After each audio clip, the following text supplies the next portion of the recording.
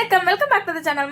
மருத்துவமாகும் உணவு பகுதியில் இன்னைக்கு என்ன பார்க்க போறோம்னா, ஒரு ஹெல்தியான டிஃபன் ரெசிபி பார்க்க போறோம். ஆமாங்க, வெள்ளை சோள அவல் அடை தோசை பத்தி பார்க்கலாம்.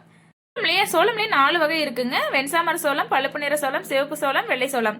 இதுல நம்ம இன்னைக்கு வெள்ளை சோளம் வச்சு எப்படி செய்யறதுன்னு பார்க்கலாம். இது நீங்க மத்த சோளம் வச்சும் செஞ்சு பார்க்கலாம். 1 டம்ளர் அளவுக்கு சோளம் எடுத்து அதை ஓவர் நைட் ஊற வச்சிருங்க.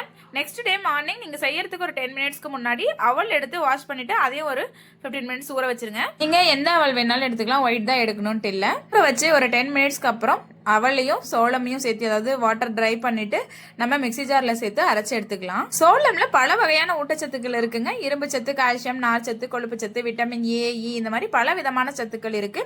இதய நோயாளிகள் நார்ச்சத்து அது நிறைந்த இந்த வெள்ளை சோளத்தை எடுத்துட்டு அப்படின்னா அவங்களோட பிளட்டை வந்து சுத்தம் பண்றதுக்கு இது உதவி பண்ணுங்க. ட்ரை பண்ணிட்டு ஒரு மிக்ஸி ஜார்ல சேர்த்துக்கலாம். இப்போ இது கூடவே நம்ம கொஞ்சமா உப்பு சேர்த்துக்கலாம். உப்பு பிளஸ் ஒரு 2-3 ஸ்பூன் அளவுக்கு தயிர் சேர்த்து அரைச்சி எடுத்துக்கலாம்.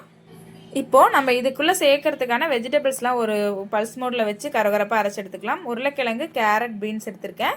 இதை எல்லாத்தையும் சேர்த்துட்டு இது கூடவே கொஞ்சமா வெங்காயம் சேர்த்து நம்ம கொரகொரப்பா அரைச்சி எடுத்துக்கலாம். ரொம்ப பேஸ்டா அரைக்கணும்னு அவசியம் இல்லை, கொரகொரப்பா அரைச்சி எடுத்தா போதும். சோளம்ல இருக்க கால்சியம் சத்து எலும்புகளுக்கும் மூட்டு வலிக்கும், அதாவது எலும்பு தேய்மானத்துக்கு ரொம்ப நல்லதுங்க. நீங்க ரெகுலராகவே வெள்ளை சோளம் ஒயிட் ரைஸ்க்கு பதிலாக நம்ம இந்த மாதிரி தானியங்களோ பாரம்பரிய அரிசி இந்த மாதிரி நம்ம உணவுல சேர்த்துட்டு வரலாங்க.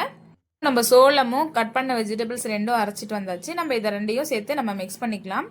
ரொம்ப கொரகொரப்பா அரைச்சா போதும், ரொம்ப நைஸெல்லாம் அரைக்க தேவையில்ல.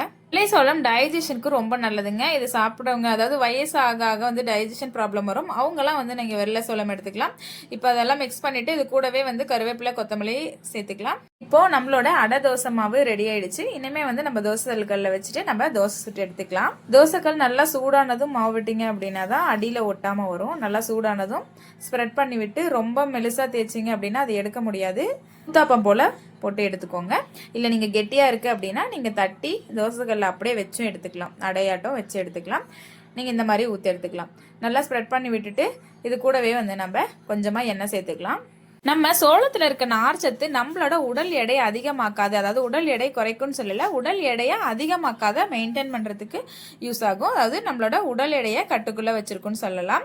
இது ஒரு நல்ல இம்யூனிட்டி பூஸ்டர் கூட தான். எல்லாம் வெந்ததும் திருப்பி போடுங்க. இல்லைன்னா வந்து தோசை பிஞ்சிட்டு வந்துடும். அதாவது இப்போ தானே நம்ம அரைச்சிருக்கோம் ஃப்ரெஷ்ஷாக, அதனால் வந்துட்டு நல்லா வேகணும். ஹை ஃப்ளேமில் இல்லாத கொஞ்சமாக லோ ஃப்ளேமில், அதாவது மீடியம் ஃப்ளேமில் வச்சு மெயின்டைன் பண்ணீங்க அப்படின்னா நல்லா தோசை வெந்து வரும்.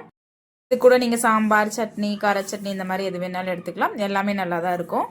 எல்லா விதமான தோசை மிக்ஸலும், அதாவது ரெடி மிக்ஸலும் நம்ம கொல்லிமலை நேச்சுரல் ஸ்டோர்ல இருக்கு. வேணுங்கிறவங்க டிஸ்கிரிப்ஷன்ல வாட்ஸ்அப் நம்பர் இருக்கு, நீங்க கான்டாக்ட் பண்ணி வாங்கிக்கலாம். இப்போ நம்மளோட சுவையான வெள்ளை சோள அவல் அடை தோசை ரெடி ஆயிடுச்சு.